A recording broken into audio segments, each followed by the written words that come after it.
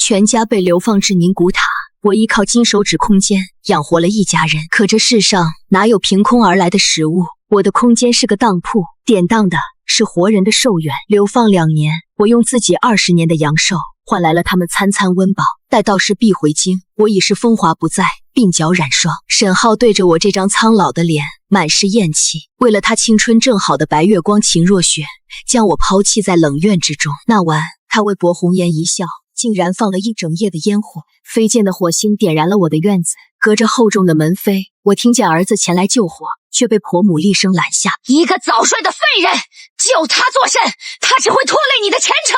那扇门终究没有被推开，我在火海中看着自己苍老的手，悔不当初。再睁开眼，我竟回到了全家被流放的那一日，曾经被典当的20年寿元也重新回到了体内。夫人，老爷今日下朝后便被扣押公办，至今未归，要不要差人去国公府问问情况？恐怕来不及了，快去将我的嫁妆都清点出来。是，奴婢这就去办。因为我清楚地记得，竟是这个时候，沈家抄家流放的圣旨已在路上，而我派去国公府的人还未返回，我们一家便已被抄家下狱。我也在生死关头意外开启了玉佩空间，装入了一些金银细软和粮食药材，这才保住了沈家那群白眼狼的性命。不过这一事，我不会再干涉他们的因果。趁月儿去清点嫁妆的时候，我给国公府写了一封密信，并叫来了我娘留给我的贴身侍卫云峰。前世云峰在流放路上为护我而死，月儿则在冷院被活活饿死。重来一次，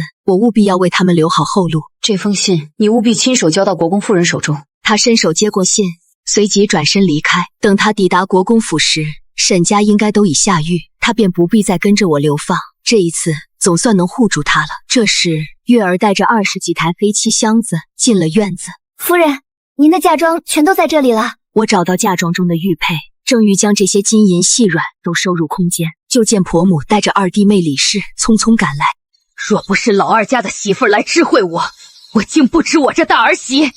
你如此歹毒，一家官人不过是被扣押公办，一切尚无定论，你就打算偷了神府的家财跑路？我冷笑一声，看向一旁的李氏，李氏心虚地低下了头。哼，这些是国公府给我的嫁妆，我清点自己的东西，何错之有？婆母一时语塞，以前我在她面前时时刻刻谨守儿媳的本分，从未顶撞过她。嫁入沈家就是沈家的人，你速速将他们放回库中，否则等浩儿回来，别怪他休了你。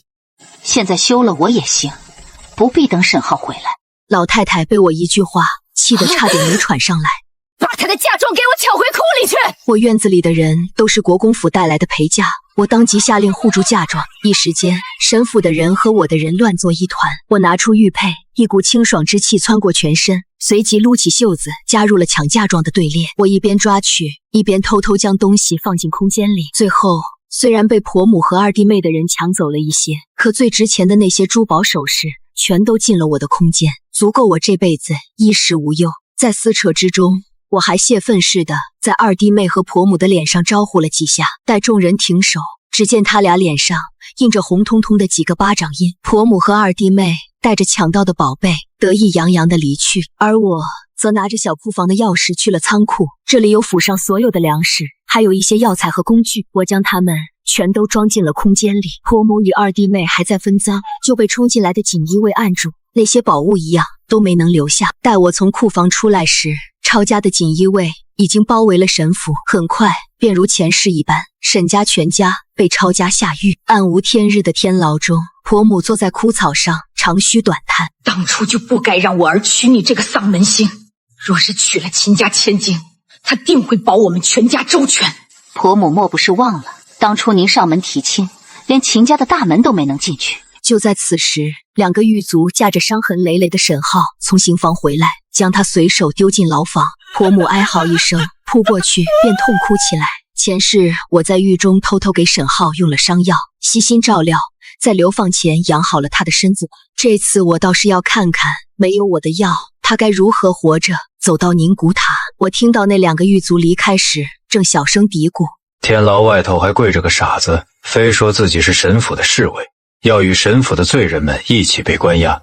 我要是他早就跑了，哪儿还会再回来送死？那个傻子莫不是云峰又回来了？果然，晚些时候，云峰也被关了进来。真是个十足的蠢人！圣上明明下旨，所有沈家奴仆都发还原籍，你怎么还不走？闭上你的嘴！云峰低头不语，他是个死脑筋。整个神府里，他只听我和月儿的话。我又气又无奈地看着云峰，问他为何要回来。小姐在哪里，哪里便是我的家。行了，这里没有主仆，你也用不着跪着。他和月儿自幼与我一同长大，说是我的亲兄妹也不为过。云峰起身时，在我耳边悄声说了一句：国公夫人说她会尽快周旋，让小姐静候佳音。看来和离的事情有希望了。这一世，我让云峰去国公府送信的内容，不再是求母亲救沈家，而是求母亲救我。只要能够和离，我便能全身而退。此时，被刑讯折磨得半死的沈浩躺在地上，疼得不住怒哼。婆母立刻将矛头指向我：你家官人平日里待你极好，你怎么如此狠心？从方才进来到现在，连看都没看他一眼。沈浩缓缓扭过头，不解地望着我：好娘子，你可是在怪我？官人还是省些力气吧，苦头还在后头呢。前世我不过是唠叨了他几句，变成了后来他将我弃之冷院的借口。沈浩将头扭到另一边，不再看我。确实是我连累了你，你怪我也是应当的。他总是希望用他人的宽容来原谅自己的过错。晚些时候，狱卒送来了餐食，是一大锅馊饭和烂菜叶熬制而成，光是闻到那味道就足以让人作呕。婆母凑上前看了一眼，满脸嫌恶：这米汤怎么下咽啊？谁爱吃谁吃，反正我不吃。沈浩撑着他伤痕累累的身子，抖着手盛了一碗。日后恐怕连这样的吃食都吃不到了。说完，便大口大口地吃了起来。婆母看得目瞪口呆，硬是被沈浩塞了一碗，紧皱着眉头吃了下去。接着，沈浩又盛了一碗给我。夫人，你我应当同甘共苦。狱中所有的目光都落在了我身上，为了避免引起他们的怀疑，我接过碗，佯装要喝下去。可碗还没碰到我的嘴唇，我就故意将碗打翻，趴在地上干呕起来。月儿急切地帮我拍打后背。沈浩看着我，眸色阴暗。夫人，我对你太失望了。他的语气像是在教训自己的学生，可我不吃他这一套。我白了他一眼，便回到了月儿和云峰身边。深夜，我一直等到所有人都睡着，才偷偷从空间里拿了肉馍出来。云峰护着我守夜，一直未曾合眼。快点吃了！我冲他笑了笑，又去将月儿叫醒。我们三个在黑暗中津津有味地吃着肉馍。我骗他们说这是我娘打点狱卒给我开的小灶，他们并未怀疑。吃好喝足之后，睡得格外安稳，甚至连第二天一早秦若雪来了，我都没有察觉。我睁眼时，秦若雪正在栏杆边抹泪。5号哥哥，你且再忍耐一段时日，三皇子始终是你的靠山，总有一日殿下会救你回来的。我听得心中冷笑，秦若雪的言下之意是让沈浩不要再将三皇子做过的事抖落出去。今日的流放之祸，便是沈浩为三皇子贪墨朝廷赈灾粮，做假账而受到的牵连。原本秦若雪是打算做三皇子妃的，可前世她被狂徒破了身子，只有沈浩愿意娶她。他甚至不惜污蔑是我找来的狂徒，借机将我贬为妾室，关在冷院之中。沈浩深深地望着秦若雪，让殿下放心。浩哥哥，看你被伤成这样，我的心好痛。秦若雪若有所指地看了我一眼。连我爹都在为沈家奔走，可国公府却置之不理。为了明哲保身，连唯一的女儿都不顾，当真是冷血无情。秦大小姐既然不冷血，为何来的时候不给你浩哥哥带些伤药和吃食？他都吃了2天泔水了。秦若雪面露嫌恶，下意识地后退了2步。她临走时透露了一个消息，再有3日，我们便要启程前往宁古塔。临出发的前一晚，我儿子沈谦也被丢进了天牢，他的媳妇柳依挺着大肚子，也跟他一起被关了进来。这个儿媳原本是沈谦夫子的女儿，两人一同念书，竟意外有了身孕。为此，沈谦差点被赶出书院，夫子更要用一条白绫勒死柳依。是我千里迢迢赶去书院将儿媳救下，又不顾脸面再三恳求，这才促成了两人的婚事。事后，儿子还埋怨我不该许诺正妻之位，说他以后是要做大官的，理应像他父亲一样娶个勋爵家的女儿。天牢之内，儿子一见到我便责怪道：“娘，我爹怎么被打成这样了？您怎么不让外祖母打点一下？他说的理直气壮，即便经历两世，看到自己身上掉下来的血肉这般对我还是抑制不住的心痛。你别太天真了，他莫赈灾良是要被千人指万人骂的，即便是你外祖母也无能为力。你住嘴！我儿是为了谁？还不是为了养活你们这一大家子？是啊，娘，您不该这样说爹。在朝为官哪个手里是干净的？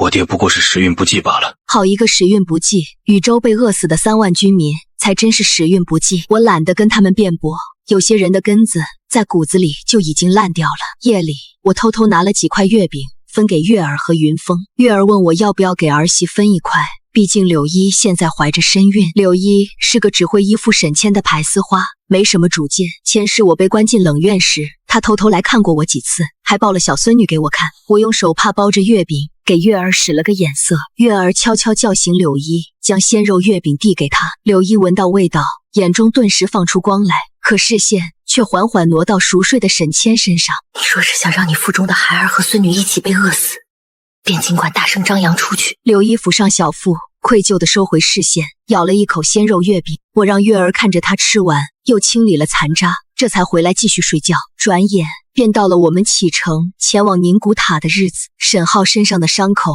因为没能得到及时救治，伤得愈发严重，只能让二弟和婆母搀扶着才能行走。婆母因为吃了太多泔水，总是腹痛难忍，全意识在强撑。反观我与月儿和云峰，个个面色红润，生龙活虎。这次负责押送我们的长官是一位姓段的校尉。刚走出城门，沈浩便偷偷从袖口内递了根金条给段校尉，是那日秦若雪来看他时给他的。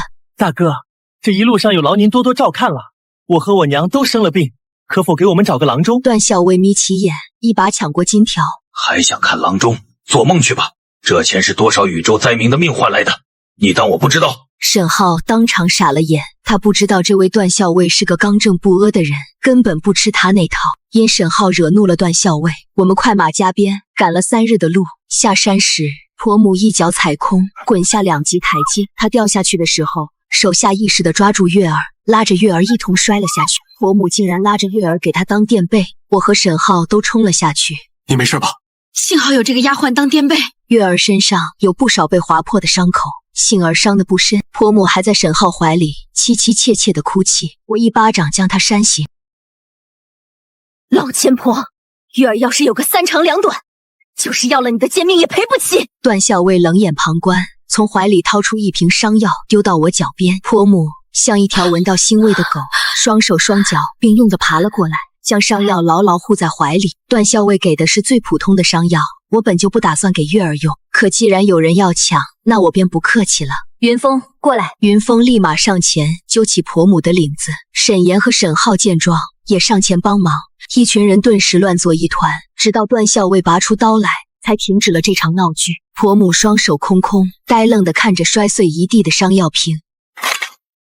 哼，抢吧，这下谁都用不了了。沈浩心痛地看着我，夫人，你为何变得如此歹毒？沈谦似乎是没想到我会和沈浩闹到这般田地，毕竟在他眼中，自己的爹娘一直很恩爱。娘，如今的您与那些村头泼妇有何区别？若你觉得有我这娘亲丢人，不如写封断亲书来，日后你沈谦与我，玉国公府再无干系。我知道您在说气话，离了沈家谁还能收留您？您还是安分些吧。言罢便带着沈浩匆匆离去，没有将我的话放在心上。我借着处理伤口的由头，给月儿上了最好的金疮药。月儿对于我总是能突然变出这些东西，开始起了疑心，问我究竟是从哪里变出来的。我笑着说，其实那个段校尉是国公府的人，这些都是他给的。这次我没有骗他，国公府曾有恩于段校尉，前世他这一路上都对我颇为照顾。月儿死活不让我给他上药，哭着说不要浪费。听话，接下来还有更难的路要走。在我们北上至燕州时，下了入冬以来最大的一场雪。这场暴雪将我们困在了辽城外面，大雪封山，粮草运不进来。前世一家人靠着空间里的粮食才没被饿死，只是不知道这一世他们要如何靠自己活下去。才刚到燕州边界，天上便开始飘起雪花。我让月儿和云峰悄悄在里面换上棉衣，又带上保暖的护膝，密不透风，非常暖和。倒是沈浩他们被冻得瑟瑟发抖，连走路都变得迟缓，因此挨了段校尉好几鞭子。我们刚在聊城驿站落脚，暴雪便开始肆虐，遮天蔽日。起初只是炭火短缺，后来城中干脆连吃食都难以寻觅，甚至还有不少屋舍被大雪压塌，百姓流离失所，流落街头，被活活冻死。又一个没有食物的清晨，沈浩坐在桌边，气愤地拍案怒骂：兖州之州是干什么吃的？非要看着城中饿死人才来救灾吗？我忍不住冷笑起来。沈大人，何不问问禹州那3万灾民是如何饿死的？人这一生做的恶，总会以相似的方式报应回自己身上。沈浩恼羞成怒，涨红了脸，怒视着我。我是为了三殿下的大计，更何况谁知道是不是真的死了那么多人？说不定是太子为了绊倒三殿下，故意造谣的。你真是无药可救。那个口口声声说要为天下亲民而献身的少年，早就变成了自私冷血的贪官。在我们被困的这段时日，每晚我照旧给柳依送些吃食，大人可以不吃，但孩子是无罪的。自从沈谦将最后一块炊饼全吃了，没给柳依留一口后，柳依似乎也不再愧疚于吃独食。但饿疯了的人鼻子最是敏感，她婆婆一直在屋里到处闻到屋内有肉包子的味道，如野狗一般嗅闻了半天，最后发现包子味是从自己儿媳妇身上传来的。沈谦撬开柳依的牙齿，在里面看到了残留的肉丝。你偷吃东西了？他像一匹饿狼，眼冒绿光地盯着猎物。柳依低着头小声辩解：我没有。沈谦抬手便打了柳依一耳光。没出息的东西，还说没有偷吃？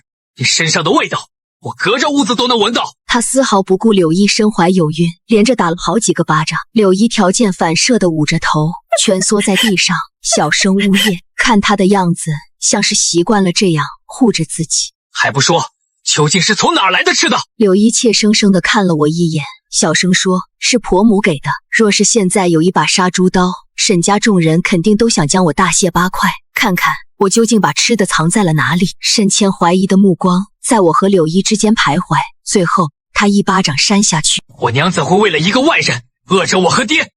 够了！段校尉披着风雪从外面进来，一剑横在沈谦面前。老子最反感打女人的人，不想死就给我老实点儿！沈谦立刻噤声，退到了一边去。我和月儿将柳依扶起来，她已然哭成了泪人。我在柳依身上看到许多伤痕，有新有旧。怎么回事？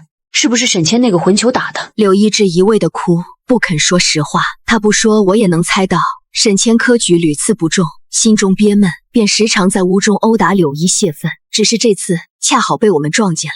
若有一日能回京，你可愿和离？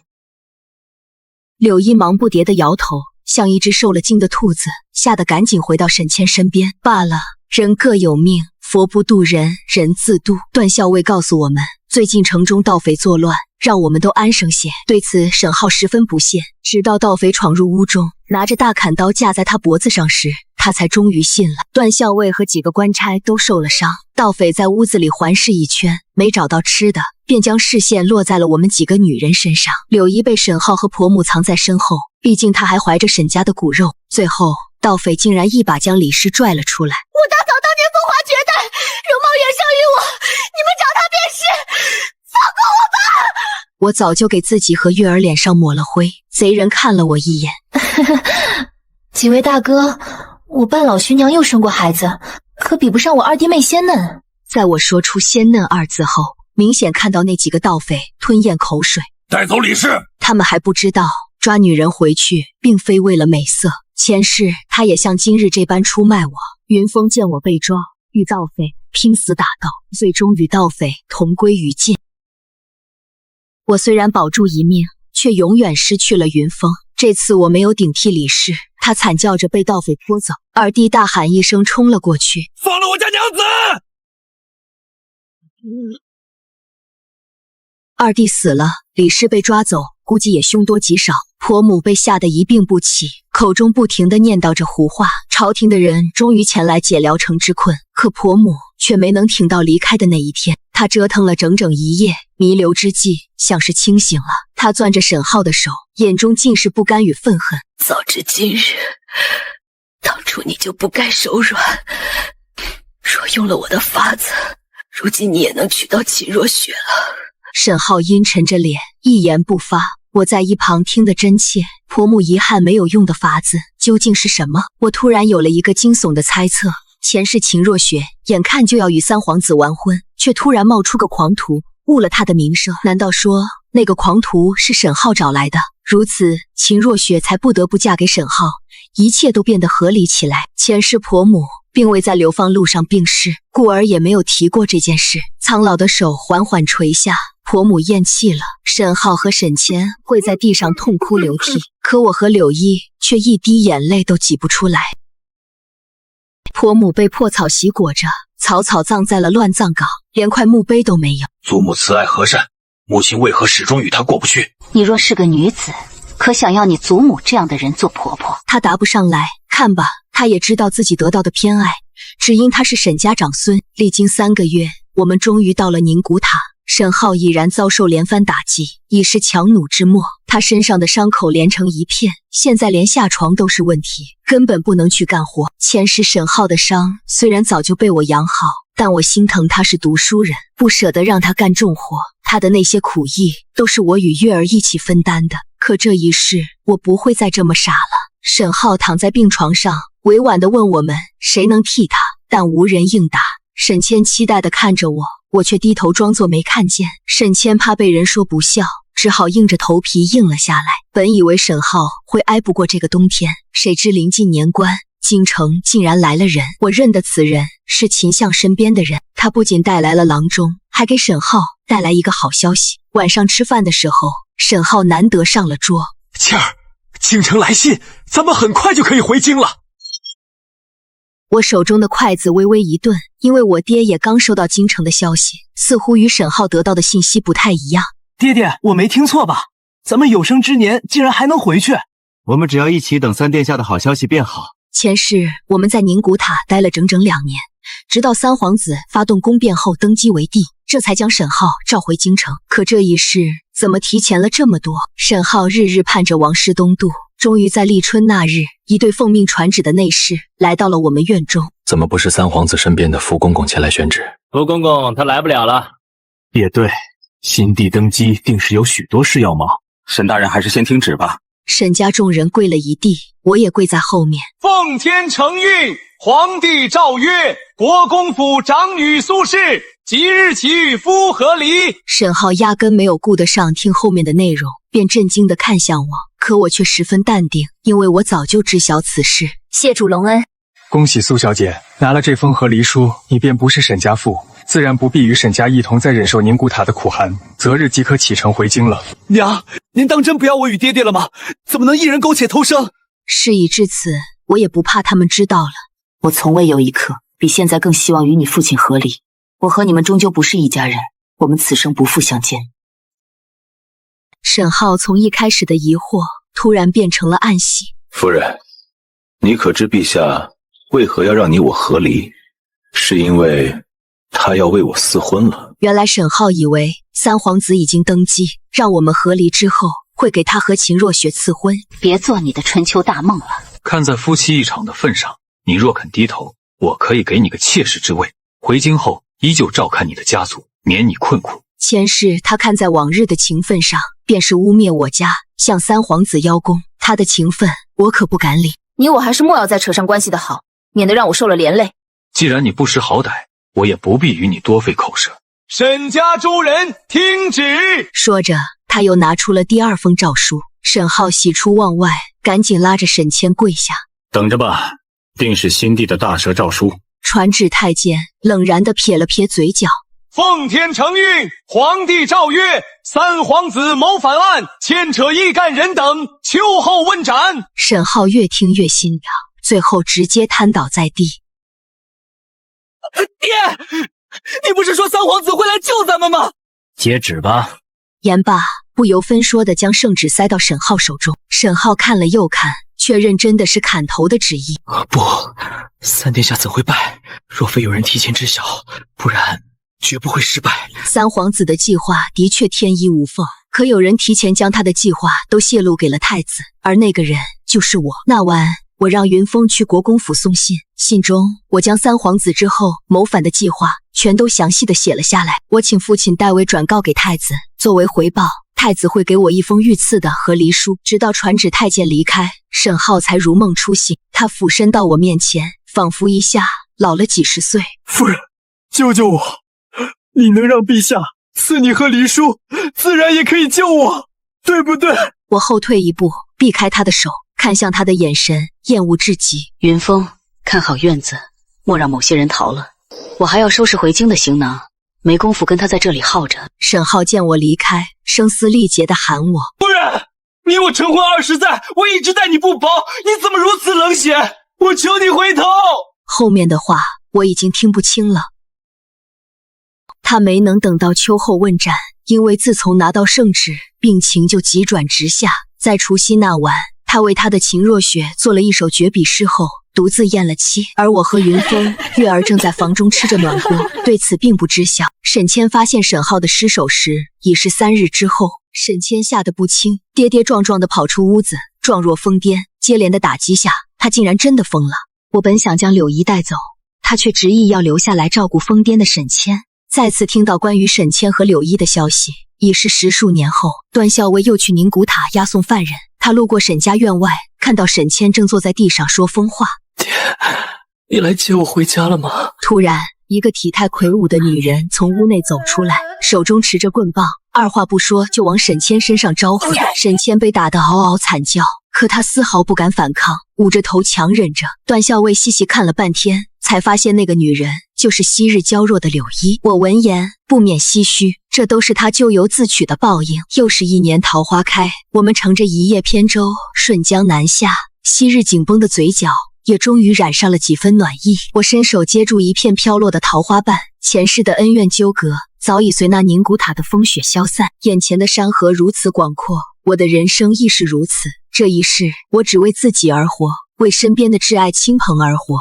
前路漫漫，皆是风景。